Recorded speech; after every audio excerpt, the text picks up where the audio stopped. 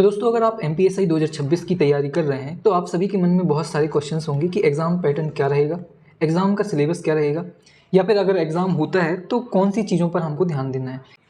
तो MPSI 2026 के exam pattern के बारे में आज एक न्यूज़पेपर में कटिंग आती है, उसके बारे में हम बात करेंगे। और उसमें एग्ज़ाम पैटर्न ऐसा बोला गया है कि 2025 के आधार पर ही होगा, तो ये आपने देख लिया होगा, तो उस पर भी हम बात करेंगे। साथ में एग्ज़ाम पैटर्न मेरे अनुसार अभी तक जब तक ऑफिशियल नोटिफिकेशन नहीं आती है तब तक कुछ भी नहीं कहा जा सकता है कि एग्ज़ाम कैसा होगा। लेकिन अगर प्रीलिम्स मेंस जैसा कि 2025 में हुआ था, prelims plus mains plus physical plus interview जो भी था, अगर ऐसा होता है, चाहे वनडे एग्ज़ाम होता है, सबसे इम्पोर्टेंट चीज़ है कि कैसा भी हो एग्ज़ाम, ऐसे हो या फिर ऐसा हो, एग्ज़ाम पैटर्न कुछ भी रहे, एक ऐसी चीज़ है जो दोनों ही एग्ज़ाम पैटर्न में कॉमन रहने वाली है।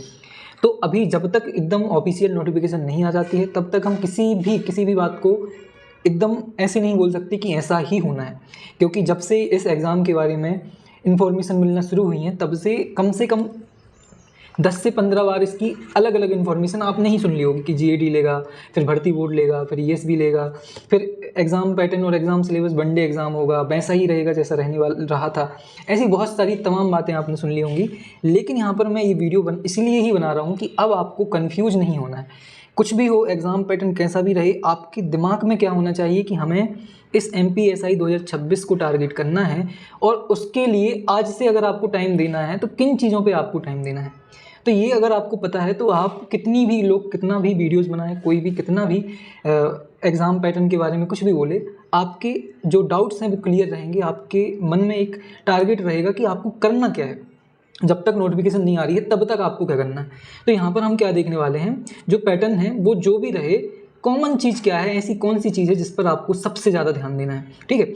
दूसरी चीज़, प्रीलिम्स क्यों इंपॉर्टेंट है मेंस से ज़्यादा। अगर ऐसा भी एग्ज़ाम पैटर्न होता है जिसमें prelims plus mains plus physical plus interview, तो क्यों हमें प्रीलिम्स पर ज़्यादा ध्यान देना चाहिए बजाय मेंस के। तो चलिए बिना कोई देरी की, सबसे पहले अगर हम इस जो कटिंग आई थी न्यूज़पेपर में उसकी बात करें तो यहाँ पर सीधी सीधी ये बात बोली गई है कि जो ESB है वही एग्ज़ाम लेगा, क्योंकि भर्ती बोर्ड नहीं बन पाया है अभी। तो चलो इस बात पे मैं ये एग्री करता हूँ कि इस बार का भी एग्ज़ाम कौन लेगा, ESB लेगा। और ये बहुत अच्छी बात है। ये अच्छी बात क्यों हो जाती है, क्योंकि 2025 में एग्ज़ाम किसने लिया, ESB ने। तो यहाँ पर हमारे पास पता है हमको कि हमको किस चीज़ पर ज़्यादा टारगेट करना है, क्योंकि ESB कहीं ना कहीं अपने ही पैटर्न को फॉलो करेगा जो भी उसने 2025 में फॉलो किया था। इसका मतलब है हमें जितने भी PYQs हैं उनको बहुत अच्छे से एनालाइज करके ही तैयारी शुरू करनी है, क्योंकि अब ESB ही एग्ज़ाम लेगा। ऐसा नहीं है कि पुलिस भर्ती बोर्ड बनता तो वो अपना एग्ज़ाम पैटर्न अपने सोर्सेज से एग्ज़ाम बनाता। लेकिन यहाँ पर हमारे पास हमको पता है कि एग्ज़ाम कौन ले रहा है, ESB ले रहा है। और जब ESB ले रहा है तो यहाँ पर जैसा भी एग्ज़ाम होगा बहुत अच्छा हम इसको कर लेंगे। एग्ज़ाम इसी कटिंग में एक चीज़ और समझ में आती है कि इन्होंने बोला है कि prelims plus mains plus physical plus interview, जो भी एग्ज़ाम पैटर्न 2025 में था, ठीक वैसा ही एग्ज़ाम होगा। तो चलो इसको भी हम मान लेते हैं कि ऐसा हो सकता है। ऐसा इसलिए हो सकता है क्योंकि 6 महीने में बड़े अच्छे तरीके से एग्ज़ाम ले लिया है ESB ने 2025 का, तो ऐसा हो सकता है। लेकिन मेरा क्या कहना है, मेरा ये कहना है कि अगर एग्ज़ाम ऐसा होता है prelims plus mains plus physical and interview, तो यहाँ पर आपको एक चीज़ ध्यान रखनी पड़ेगी कि दो ऐसी फील्ड हैं जहाँ पर, दो ऐसे फेज हैं जहाँ पर आपको सबसे ज़्यादा फोकस करना है। वो है आपका प्रीलिम्स एंड फिजिकल।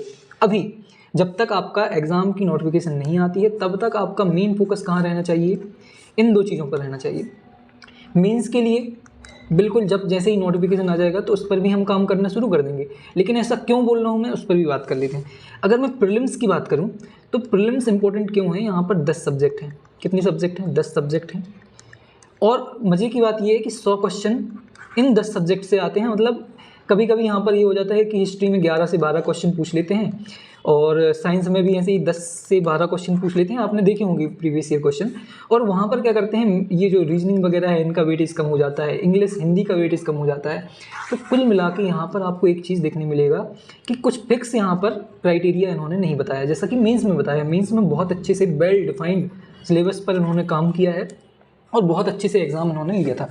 लेकिन अगर मैं प्रीलिम्स की बात करूं तो यहाँ पर आपको 10 सब्जेक्ट को टारगेट करना है। दूसरी चीज़, आपको कोशिश करनी है कि 87% में ही आप क्या करो, फाइट करो। और अगर प्रीलिम्स में आप 87% में ही क्वालिफाई करते हैं तो बहुत ज़्यादा फ़ायदा होगा आपको मेंस में। मतलब ये मैं इसलिए बोल रहा हूँ कि 13% में जाने के बाद, बहुत अच्छा स्कोर होने के बाद, MPSI मेंस में बहुत अच्छा स्कोर, लगभग 480 स्कोर होने के बाद, फिजिकल प्लस मेंस का 480 प्लस स्कोर होने के बाद जो कैंडिडेट है उनका सिलेक्शन नहीं हुआ। इसका रीज़न ही था कि क्योंकि वो प्रीलिम्स किस में क्वालिफाई किए थे, 13% में, और 13% से 87% में नहीं जाया जा सकता है। ऐसा हमें समझ में आया MPSI 2025 के पूरे एग्ज़ाम पैटर्न में। मतलब जो हमने अंत तक देखा उसमें ये देखा कि 13% से 87 में नहीं जा सकते हैं, लेकिन 87 से 13% में जा सकते हैं। तो आपको कोशिश करनी है कि कुछ भी हो जाए, कुछ भी हो जाए, आपको प्रीलिम्स क्वालिफाई करना है।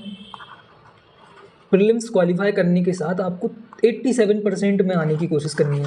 13% की माया जाल में ना फंस पाओ आप, इसकी कोशिश करनी है। तो प्रीलिम्स बहुत इंपॉर्टेंट हो जाता है। यहाँ पर जितने भी सब्जेक्ट हैं, मैक्सिमम सब्जेक्ट आपने पढ़े हुए हैं, तो यहाँ पर आपको ज़्यादा ध्यान देना है। अब इसलिए भी मैं ऐसा बोल रहा हूँ क्योंकि अगर हम मेंस का सिलेबस देखें तो मेंस के सिलेबस में आपके 2 ऐसे सब्जेक्ट हैं जो बहुत इंपॉर्टेंट रोल प्ले करते हैं आपके मेंस में भी और प्रीलिम्स में भी। अगर आप पेपर 1 देख लें तो यहाँ पर आपकी हिस्ट्री एंड पॉलिटी, ये 2 ऐसे सब्जेक्ट हैं जो कि आपके प्रीलिम्स में भी है और मेंस में भी है। मतलब अगर आपने यहाँ पर प्रीलिम्स में बहुत अच्छे से मेहनत कर ली तो वैसे ही आपका 50%, कितना 50% सिलेबस तो यहीं से कंप्लीट हो गया कि नहीं। अगर आपने यहाँ पर इन 2 सब्जेक्ट को, इतिहास और नागरिक शास्त्र जो इन्होंने बोला है ये पॉलिटी ही है, ठीक है, तो इन 2 सब्जेक्ट को आपने बहुत अच्छे से टारगेट कर लिया तो आपका ये मान के चलिए कि 50% तो सिलेबस वैसे ही कंप्लीट है। किसका? मेंस का। अगर आपने क्वेश्चन पेपर देखा होगा, पेपर 1 मैंने सॉल्व कराया है, अगर आपने वो देखा होगा तो आपको पता होगा कि लगभग पूरे क्वेश्चन जो आए थे वो हिस्ट्री एंड पॉलिटी से थे। सोसाइटी जैसे सब्जेक्ट से 3-4 क्वेश्चन थे जो इजीली किए जा सकते थे। सोशल जस्टिस पर बिल्कुल भी इन्होंने ध्यान नहीं दिया था। 2-3 1-2 क्वेश्चन ऐसे आए थे जिनको किया जा सकता था। तो पूरा का पूरा जो 100 क्वेश्चन थे, ये पूरे के पूरे 100 क्वेश्चन हिस्ट्री एंड पॉलिटी पर डिपेंड थे। तो यहाँ पर एक 50% काम आपका कहाँ से? प्रीलिम्स से हो रहा है। इस 50% का पूरा केवल अगर हम मैथ्स को छोड़ दें अभी, तो current affair, technology, economy, internal security, environment, economy, जितने भी अदर सब्जेक्ट हैं वो सारे के सारे मैं बहुत अच्छे से कंप्लीट करा दूंगा। मैथ्स की भी इस बार, क्योंकि हमारे पास मैथ्स की क्वेश्चंस अवेलेबल हैं, तो हम मैथ्स को भी थ्योरेटिकल फॉर्म में बहुत अच्छे से कंप्लीट कर लेंगे। तो यहाँ पर आपको बिल्कुल भी ध्यान नहीं देना है। आपको सबसे ज़्यादा फोकस कहाँ करना है? प्रीलिम्स पर। अब ये तब बात कर रहा हूँ मैं जब ये वाला पैटर्न रहेगा।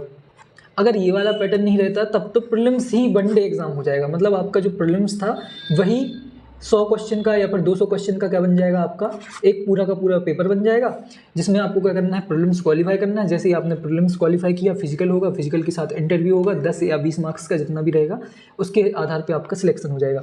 लेकिन इससे ज़्यादा अच्छी प्रोसेस ये वाली है जिसमें मेन्स भी हो रहा है। यहाँ पर क्वालिटेटिव और जो अच्छे कैंडिडेट हैं वही सिलेक्ट होंगे। तो ये ज़रूर है।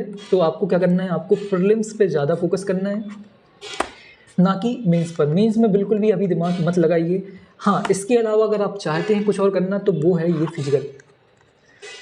अगर आप चाहते ही हैं कि आपको कुछ एक्स्ट्रा करना है तो फिजिकल पर ध्यान दीजिए, क्योंकि 100 में से केवल 30 मार्क्स आपको लाने हैं।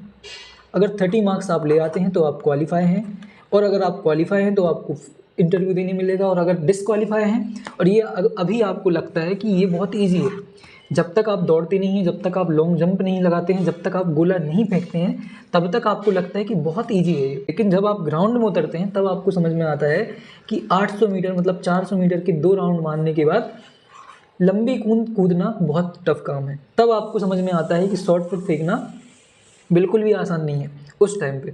तो जब तक आप ग्राउंड में नहीं उतरेंगे तब तक आपको समझ में नहीं आएगा।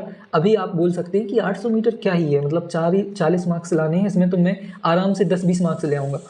नहीं, बिल्कुल भी आसान नहीं है यहाँ पर। और बहुत सारे लोग, मतलब मैं पर्सनली इतने सारे लोगों को जानता हूँ जो मेरे साथ बहुत लंबे टाइम से जुड़े हुए थे, बहुत अच्छा स्कोर था उनका मेंस में, लेकिन फिर भी डिस्क्वालीफाई हुए। और मुझे उनके डिस्क्वालीफाई होने का ज़्यादा दुख है, क्योंकि बहुत सारे ब्रिलियंट स्टूडेंट यहाँ से बाहर हो गए थे। ब्रिलियंट, जिनका मेरिट में, मतलब टॉपर्स की लिस्ट में उनका नाम आने की बिल्कुल जो कंडीशन में वो थे, वो भी यहाँ से आउट हो गए। तो आपको क्या करना है? फिजिकल को आप पढ़ते चलिए, प्रीलिम्स को आप पढ़ते चलिए, और साथ में फिजिकल धीरे धीरे शुरू करिए। और कोशिश करिए कि 800 मीटर इस पूरे के पूरे में आपके कम से कम 50 से ज़्यादा स्कोर आपका रहे। आपको ये कोशिश करनी है 50+ स्कोर लाने में आपको 3 से 4 महीने बिल्कुल लग के करना पड़ेगा, तब आपके 50+ स्कोर आएंगे। किस में आएगा? फिजिकल में। तो इस पर आपको ध्यान देना है, प्रीलिम्स पर ध्यान देना है, मेंस पर अभी ध्यान मत दीजिए। मेंस के लिए मैं हूँ, ये आपने देख लिया होगा 2025 के मेंस में हमने बहुत बढ़िया प्रदर्शन किया था, तो इस बार भी कर लेंगे। लेकिन अभी आपका मेन फोकस कहाँ रहना चाहिए? प्रीलिम्स पर और फिजिकल पर। फिजिकल में बार बार बोल रहा हूँ, चलो मैं आपको थोड़ा और अच्छे से समझाता हूँ। इससे पहले जब नंबरिंग सिस्टम नहीं था फिजिकल में, तब जो रनिंग थी ना वो थी 2:45 में 800 मीटर, 2:45 में 800 मीटर। और ये मैं रनिंग में बाहर हो चुका हूँ, तो मुझे पता है ये भी टफ थी। 2:45 में रनिंग 800 मीटर दौड़ना बहुत टफ काम था। लेकिन आज की अगर बात करें तो आज पता है 2 मिनट 10 सेकेंड के आसपास आपको नंबर मिलने शुरू होते हैं। तो यहाँ पर ये बहुत अंतर है, मतलब अगर आप रनिंग नहीं कर रहे हो तो बहुत बड़ा नुकसान आपको झेलना पड़ सकता है। प्रीलिम्स का डिटेल्ड सिलेबस मैं बहुत जल्द आपको ले आऊँगा, जिसमें हम पूरे हर एक सब्जेक्ट को समझेंगे कि कहाँ कहाँ पर आपको ध्यान देना है। तो उस पर आपको बिल्कुल भी परेशान नहीं होना है, और इसी को आपको फॉलो करके अपनी तैयारी शुरू कर देनी है, और कर चुके होंगे, क्योंकि मैं लंबे टाइम से बोल रहा हूँ कि इसी को आपको फॉलो करना है। तीसरी और सबसे आखिरी इंपॉर्टेंट चीज़ है कि हर एक फेज़ बहुत इंपॉर्टेंट है। ऐसा नहीं है कि मैंने मेंस बोला है तो मेंस इंपॉर्टेंट नहीं है, बहुत इंपॉर्टेंट है। लेकिन प्रीलिम्स भी इंपॉर्टेंट है, मेंस भी और फिजिकल भी। तो आपको तीनों ही फेज़ में अपना 100% देना है। और ये केवल तभी क्या हो सकता है, कंफर्म हो सकता है, जब आप डेली कंसिस्टेंसी के साथ क्या करें, अपना फोकस के साथ डेली अपनी एफर्ट्स डालें अपनी तैयारी में, तभी ऐसा संभव है।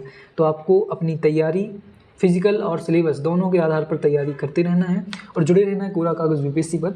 आप सभी के सपोर्ट के लिए बहुत बहुत धन्यवाद। आप सभी का सपोर्ट ऐसा ही हमारे साथ बना रहे, और जितना ज़्यादा हो सके सब्सक्राइब करिए, शेयर करिए अपने दोस्तों के साथ, ताकि उनको भी इसका फ़ायदा मिल सके। और जितना ज़्यादा हो सके सब्सक्राइब करें, शेयर करें। पेड मेंबरशिप अगर आप ज्वाइन करना चाहते हैं तो उस वीडियो की लिंक हमारी डिस्क्रिप्शन में है, जिसमें हमने पेड मेंबरशिप कैसे लेनी है, उसमें क्या क्या चीज़ें हैं, उन पर हमने डिटेल बात की है, तो वो भी आप यहाँ से देख सकते हैं। लिंक में जो लिंक है वो डिस्क्रिप्शन में हम डाल देंगे, तो वो आपको देख लेना है। साथ में जुड़ी रहिए कोरा कागज़ यूपीएससी के साथ, यहाँ आपका बहुत सारा फ़ायदा होने वाला है। तो मिलते हैं अगली वीडियो में, पढ़ते रहिए, ध्यान रखना। जय हिंद, जय भारत, जुड़े रहिए, मिलते हैं अगली वीडियो में।